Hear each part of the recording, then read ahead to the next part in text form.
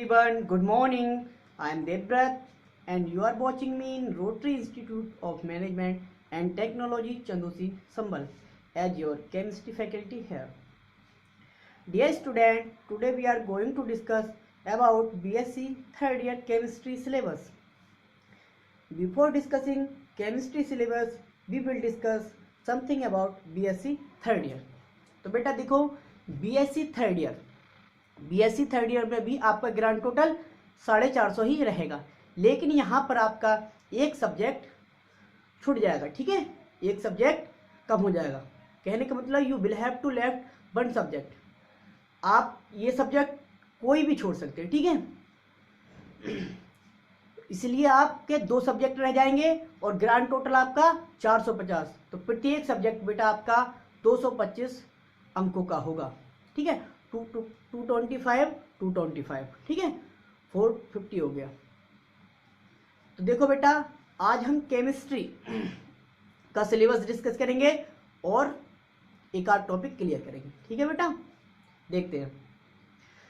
जो केमिस्ट्री है बेटा आपका, उसका भी ग्रांड टोटल 225 अंक हैं। ठीक है, 225 अंकों को हमने 2 पार्टों में बांटा है। आपको पहले ही पता है क्योंकि आपने प्रीवियस क्लास में पढ़ चुके हैं। केमिस्ट्री प्रैक्टिकल सब्जेक्ट है, तो इसमें थ्योरी वाला पार्ट होगा और प्रैक्टिकल वाला पार्ट होगा, लेकिन यहाँ पे चेंजिंग है आपका। ठीक है, थ्योरी वाला पार्ट यहाँ पे 150 अंकों का हो जाएगा और प्रैक्टिकल वाला पार्ट आपका 75 अंकों का हो जाएगा। ठीक है, 75 और 150 225 हो जाएंगे आपके। अब बेटा थ्योरी जो 150 अंकों की है, प्रीवियस क्लास के जैसा ही यहाँ पे भी 3 पेपरों में डिवाइड है। ठीक है, 3 पेपरों में बांट दिया है, पेपर फर्स्ट, पेपर सेकंड और paper third. Paper first previous class के तरह ही इनऑर्गेनिक केमिस्ट्री है, और पेपर सेकंड ऑर्गेनिक केमिस्ट्री है, और पेपर थर्ड फिजिकल केमिस्ट्री है। पेपर फर्स्ट भी 50 नंबर का, पेपर सेकंड भी 50 नंबर का, और पेपर थर्ड भी 50 नंबरों का होगा। ठीक है, तो बेटा आज हम पहला लेक्चर इनऑर्गेनिक केमिस्ट्री यानी कि आपका पहला पेपर, फर्स्ट पेपर स्टार्ट करेंगे। ठीक है, तो now we are starting to discuss about paper first inorganic chemistry. तो देखो बेटा, इसमें 4 यूनिट हैं। कितनी यूनिट हैं? 4। There are 4 units in this paper. ठीक है, अब प्रत्येक यूनिट में कुछ चैप्टर्स रखे गए हैं। इसमें तो बिल्कुल सिंपल रखा गया है, प्रत्येक यूनिट में 2 चैप्टर ही रखे गए। ठीक है बेटा, तो यूनिट फर्स्ट में 2 चैप्टर कौन कौन से हैं देख लेना। पहला चैप्टर है metal ligand bonding in transition metal complexes. Transition metal complexes में मेटल लिगैंड बॉन्डिंग। ठीक है, दूसरा चैप्टर है बेटा thermodynamic and kinetic aspects of transition metal complexes. Unit first में 2 ही चैप्टर रखे गए हैं। अब यूनिट सेकंड में बेटा इसमें भी 2 चैप्टर रखे गए हैं। पहला चैप्टर है magnetic properties of transition metal complexes, दूसरा है electronic aspects of transition metal complexes. 2 chapter इसमें हो गए। अब यूनिट थर्ड में बेटा ऑर्गेनोमेटेलिक केमिस्ट्री रखी गई है एक चैप्टर में, दूसरे चैप्टर में सिलिकॉन्स एंड फास्फोजीन्स, सिलिकॉन तथा फास्फोजीन्स को रखा गया है। अब यहाँ पे यूनिट थर्ड में एक आपको प्लस पॉइंट है, जो ऑर्गेनोमेटेलिक केमिस्ट्री है वो आपका सेकंड पेपर में भी ऑर्गेनोमेटेलिक केमिस्ट्री है। ठीक है, तो यहाँ पे आपका 1 यूनिट का फायदा हो जाएगा। ठीक है, ऑर्गेनोमेटेलिक केमिस्ट्री फर्स्ट पेपर में भी है और ऑर्गेनोमेटेलिक केमिस्ट्री सेकंड पेपर में भी है। ठीक है बेटा, अब देखते हैं आप यूनिट फोर्थ में भी 2 चैप्टर रखे गए हैं। पहला चैप्टर है hard and soft acid and bases, HSAB theory. ठीक है, दूसरा चैप्टर है बायो इनऑर्गेनिक केमिस्ट्री। तो आज बेटा हम पहले पेपर का पहली यूनिट का पहला chapter, first paper first unit first chapter, ठीक है, metal ligand bonding in transition metal complexes discuss करने वाले हैं। ठीक है, चलो देखते हैं।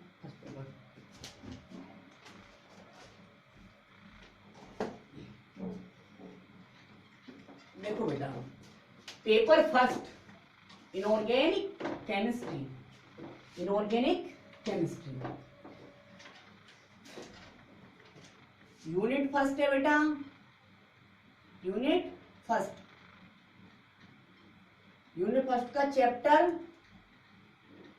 चैप्टर फर्स्ट कौन सा? Metal ligand, metal ligand bonding, metal ligand bonding in transition metal complexes, metal ligand bonding in transition metal complexes, transition metal complexes, ठीक है बेटा, ट्रांजिशन मेटल कॉम्प्लेक्सेस। बेटा सबसे पहले हम कोई भी चैप्टर डिस्कस करने से पहले उसका सिलेबस डिस्कस करेंगे, ठीक है। तो इसका सिलेबस देख लेना है, सिलेबस क्या क्या है, हमें आखिर पढ़ना क्या है। तो पहले सबसे पहले इस जो चैप्टर है इसमें हमें सबसे पहले लिमिटेशंस, क्या बेटा? लिमिटेशंस ऑफ बीबीटी पढ़ना है, limitations of valence, limitations of valence bond theory, यानी कि बीबीटी, लिमिटेशंस ऑफ बीबीटी पढ़ना है, ठीक है। पहला टॉपिक संयोजी बंध सिद्धांत की सीमाएं, संयोजी बंध सिद्धांत की सीमाएं पढ़ना है, लिमिटेशंस ऑफ बीबीटी, क्योंकि बेटा हमने valence bond theory second year में डिस्कस की थी, तो यहाँ पे हम थर्ड ईयर में इसकी केवल लिमिटेशंस डिस्कस करेंगे, ठीक है। लिमिटेशंस करने के बाद अब हम पढ़ेंगे CFT, CFT crystal field theory. तो क्रिस्टल फील्ड थ्योरी में क्या पढ़ेंगे? Elementary idea, elementary idea of crystal field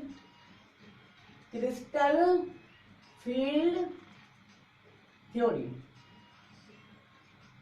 elementary idea of crystal field theory, ये पढ़ना है, ठीक है। Elementary idea of crystal field theory. दूसरा टॉपिक आपका क्या है? क्रिस्टल फील्ड थ्योरी पर प्रारंभिक विचार, ठीक है, ये पढ़ना है आपको। सीएफटी पढ़नी है, इसमें लिमिटेशंस आई, इसी वजह से दूसरी थ्योरी दी गई सीएफटी, इसमें कुछ कमी आई इसलिए दूसरी थ्योरी सीएफटी दी गई, तो ये पढ़नी है हमें, ठीक है। बेसिकली सीएफटी पढ़ना है इस चैप्टर में हमें, ठीक है। बीबीटी तो हमने सेकेंड ईयर में पढ़ी थी, यहाँ केवल उसकी लिमिटेशंस ही पढ़ना है, ठीक है। अच्छा, अगला टॉपिक क्या पढ़ना है हमें? Crystal field splitting, crystal field splitting in octahedral,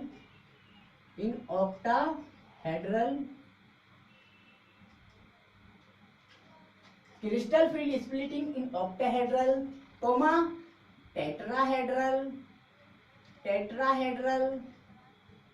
and square planar complexes, square planar complexes. Crystal field splitting पढ़नी है किन में? ऑक्टाहेड्रल कॉम्प्लेक्सेस में, टेट्राहेड्रल कॉम्प्लेक्सेस में और स्क्वायर प्लेनर कॉम्प्लेक्सेस में, ठीक है। आखिर crystal field splitting square planar complexes, octahedral complexes और टेट्राहेड्रल कॉम्प्लेक्सेस में किस प्रकार होती है, ठीक है बेटा। तीन टॉपिक हो गए, limitations of BBT, elementary idea of crystal field theory, crystal field splitting in octahedral, tetrahedral and square planar complexes, हो गया बेटा। अब देखो फोर्थ पॉइंट क्या पढ़ना है आपको?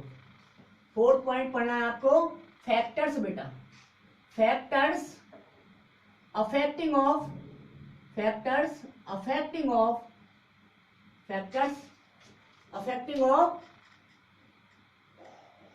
crystal field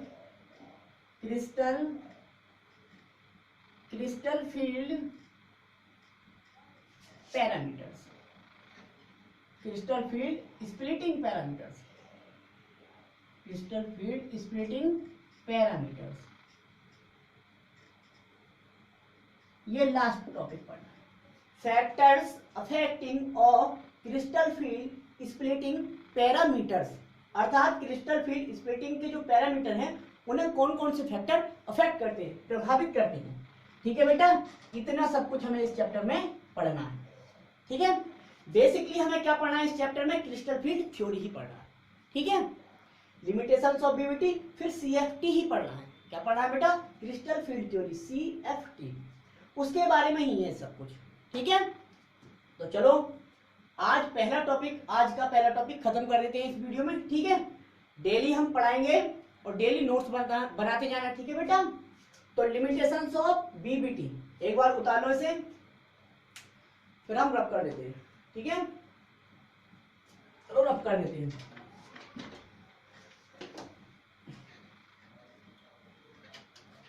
पहला टॉपिक आ गया आपका क्या,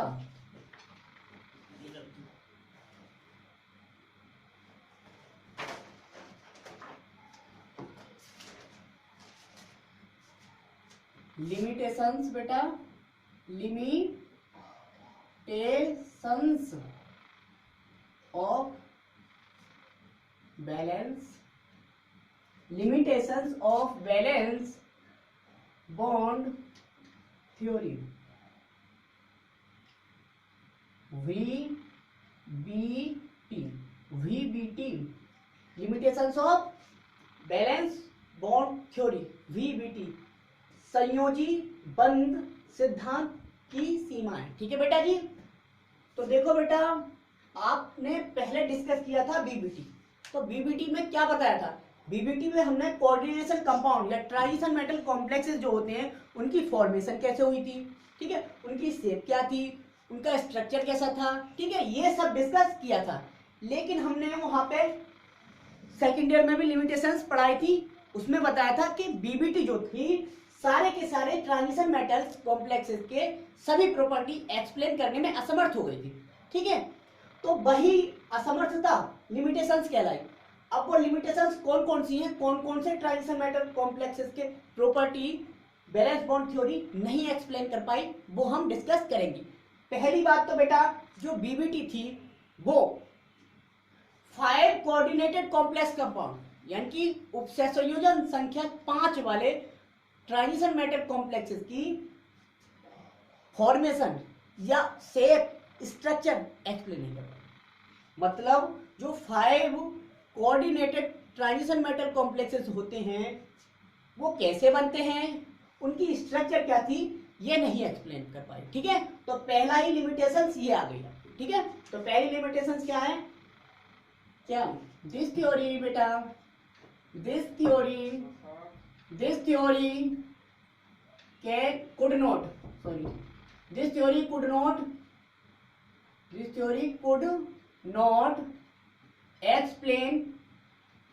could not explain the formation of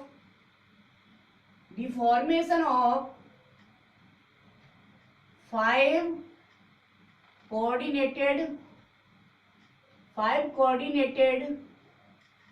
transition metal complexes, transition metal complexes.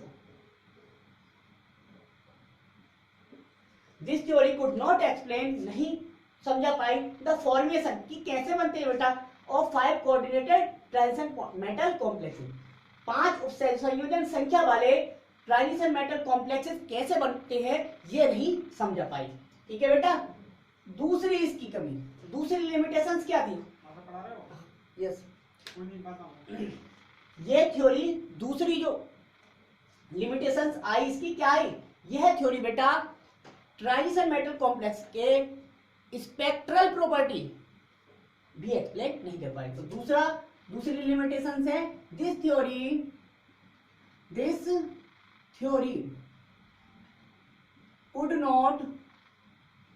could not explain बेटा, could not explain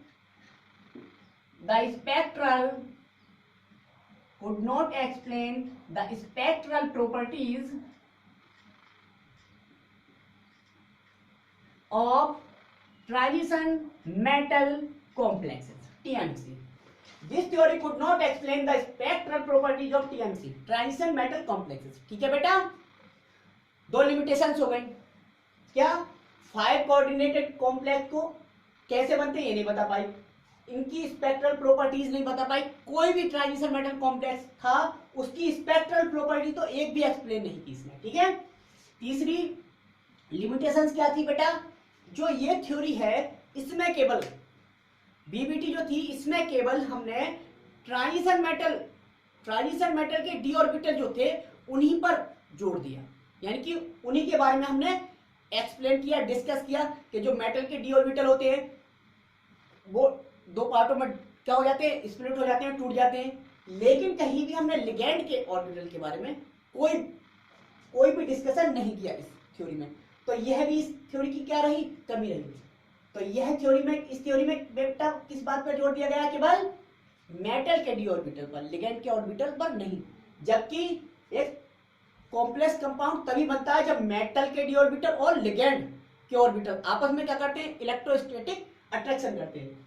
लेकिन इसमें केवल मेटल के डी ऑर्बिटल के बारे में ही एक्सप्लेन किया गया है, लिगैंड के ऑर्बिटल के बारे में नहीं। देखो दिस theory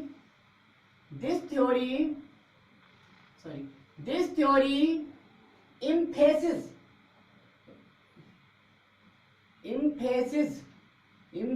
मतलब जोड़ देती है। This theory emphasis only on metals d orbital बेटा, metals d orbital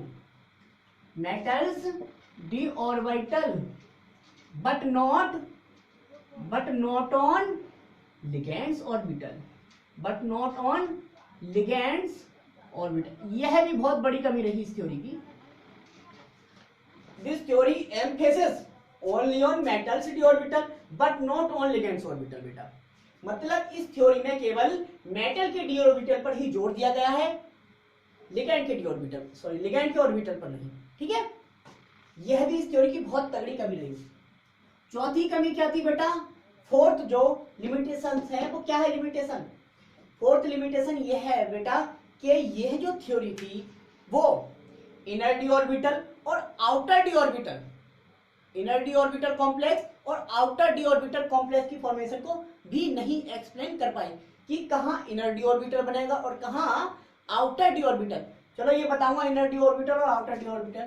तो पहले पोस्टुलेट्स लिख लेते हैं, सॉरी लिमिटेशन लिख लेते हैं इसकी। This theory could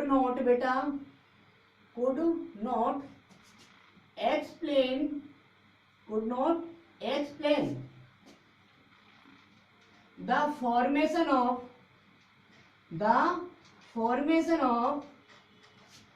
inner d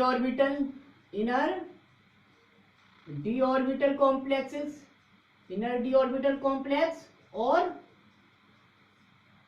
complexes and outer d orbital complexes,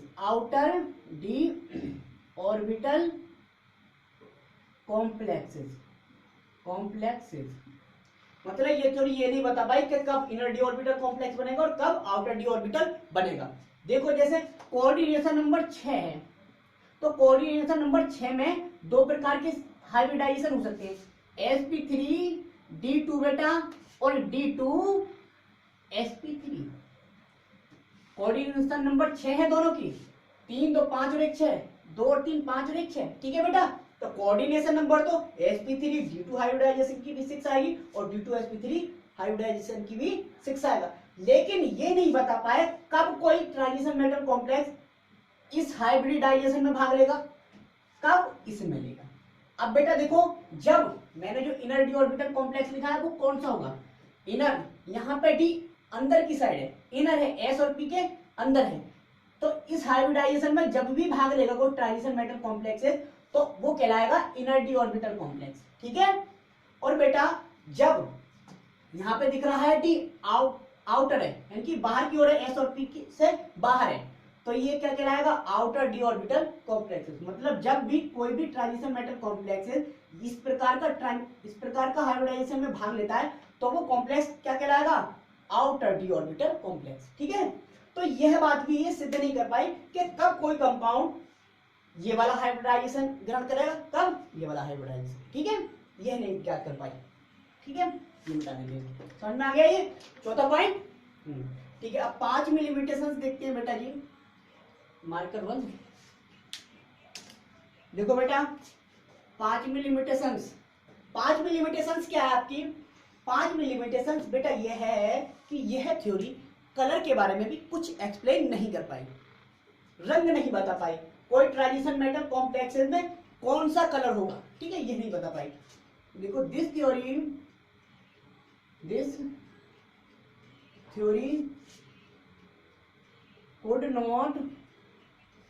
could not explain, this theory could not explain the color ion formation।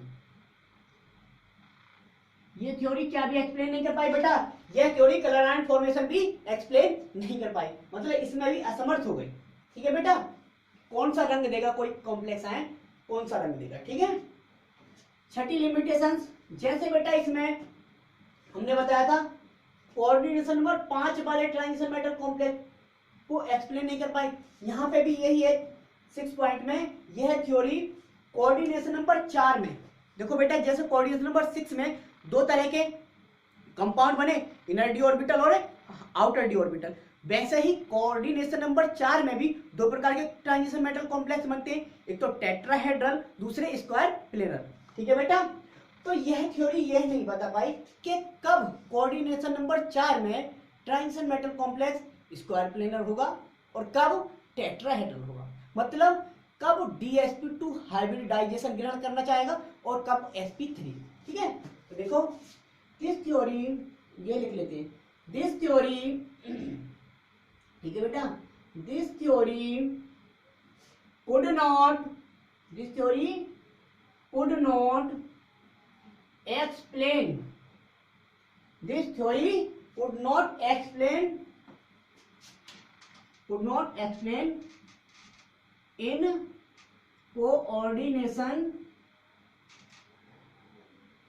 coordination number 4, in coordination number 4 when transition metal complex, transition metal complex, this theory could not explain in coordination number 4, coordination number 4 में यह theory ये explain नहीं कर पाई कि when transition metal complex will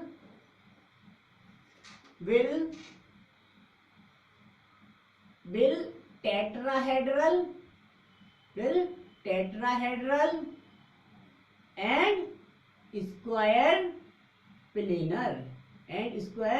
planar, ये theory में ये explain नहीं कर पाई कि उपसंयोजन संख्या 4 में कब ट्रांजिशन मेटल कॉम्प्लेक्स टेट्राहेड्रल होगा और कब स्क्वायर प्लेनर होगा। ठीक है बेटा, यह भी एक्सप्लेन नहीं कर पाई। अच्छा 7th पॉइंट देख लें बेटा, हम इसके 8-9 पॉइंट लिखवाएंगे, लिमिटेशंस इतनी ही है। ठीक है, 8-9 पॉइंट, एक पॉइंट क्रिस्टल क्लियर होता जा रहा होगा। ठीक है, तो 7वां जो लिमिटेशंस है, 7th लिमिटेशंस वो क्या है, देखो बेटा यह थ्योरी डी ऑर्बिटल स्प्लिट करते हैं, बेसिकली ट्रांजिशन मेटल कॉम्प्लेक्सेस में जो मेटल के डी ऑर्बिटल होते हैं वो स्प्लिट करते हैं, मतलब टूटते हैं, विपाटित होते हैं 2 एनर्जी लेवल्स में। ठीक है, कम ऊर्जा वाले और ज्यादा ऊर्जा वाले ऑर्बिटल में। ठीक है, तो यह थ्योरी तो नहीं बता पाई थी, बीबीटी में कहीं नहीं सुना आपने स्प्लिटिंग, तो यहाँ पे CFT में पढ़ेंगे लेकिन। ठीक है, तो यह थ्योरी का नहीं एक्सप्लेन कर पाई स्प्लिटिंग, तो दिस थ्योरी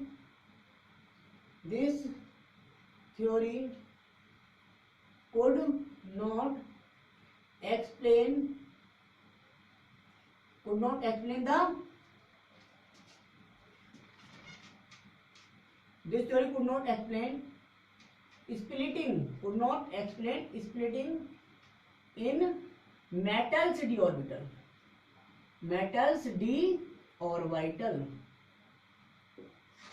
ठीक है बेटा, this theory could not explain splitting in metals D orbital, यह थ्योरी मेटल के डी ऑर्बिटल में होने वाली स्प्लिटिंग को भी नहीं समझा पाए, नहीं बता पाए। ठीक है बेटा। अच्छा, लास्ट वन जो है इसका, लास्ट वन लिमिटेशन जो है वो ये है कि यह थ्योरी बेटा, यह थ्योरी रेट ऑफ रिएक्शन या mechanism of rate of reaction भी एक्सप्लेन नहीं कर पाए।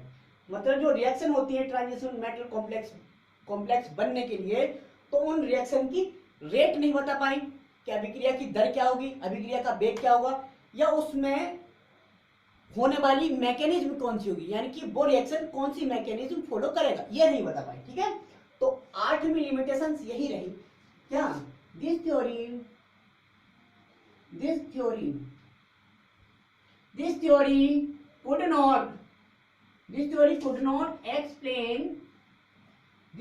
could not explain the rate of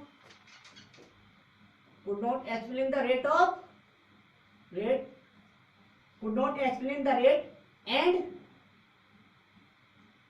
rate of reaction and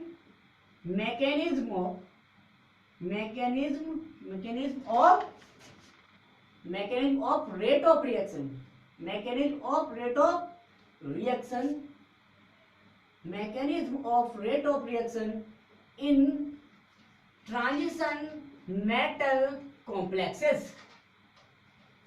This theory could not explain the rate of reaction and mechanism of rate of reaction in transition metal complexes. मतलब यह theory transition metal complexes में होने वाली अभिक्रिया की दर या अभिक्रिया की क्रियाविधि नहीं बता पाई। ठीक है बेटा, तो देख लो लिमिटेशंस ऑफ बीबीटी, ये 8 कमी रह गई। अब बेटा यदि किसी थ्योरी में कोई कमी रह जाती है तभी तो दूसरी थ्योरी दी जाती है। मतलब दूसरी थ्योरी को प्रेफर कब करेंगे आप, जब पहली में कमी हो गई। ठीक है बेटा, तो इन सारी की सारी कमियों को दूर करने के लिए, साइंटिस्टों ने एक नई थ्योरी इजाद की। ठीक है, नई थ्योरी दी, प्रपोज की। ठीक है, बैथे साइंटिस्ट थे, बैथे थे, उन्होंने एक नई थ्योरी दी थी जिससे क्रिस्टल फील्ड थ्योरी का नाम दिया गया। काय का, क्रिस्टल फील्ड थ्योरी। वो पढ़ाएंगे अपन कल। ठीक है बेटा, कल के लेक्चर में पढ़ेंगे क्रिस्टल फील्ड थ्योरी। आज लिमिटेशंस ऑफ बीबीटी एक बार फिर बता देता हूं। लिमिटेशंस ऑफ बीबीटी ये 8 कमियां हैं। ठीक है, पहली कमी, this theory could not explain the formation of 5 coordinated transition metal complexes. मतलब यह थ्योरी उपसय संयोजन संख्या 5 वाले ट्रांजिशन मेटल कॉम्प्लेक्सेस कैसे बनते नहीं बता पाए। दूसरा, this theory could not explain the spectral properties of transition metal complexes. मतलब ट्रांजिशन मेटल कॉम्प्लेक्सेस में होने वाली स्पेक्ट्रल प्रॉपर्टीज को भी ये नहीं बता पाई। ठीक है, स्पेक्ट्रल गुण को। तीसरा, this theory emphasis only on metals D orbital but not ligands orbital. मतलब यह थ्योरी केवल मेटल की डी ऑर्बिटल पर ही ज्यादा जोर डालती है, लिगेंड के ऑर्बिटल पर नहीं। चौथा, this theory could not explain the formation of inner D orbital complexes and outer D orbital complexes. मतलब यह थ्योरी आउटर डी ऑर्बिटल कैसे बनता है और कब इनर डी ऑर्बिटल बनता है यह नहीं बता पाई।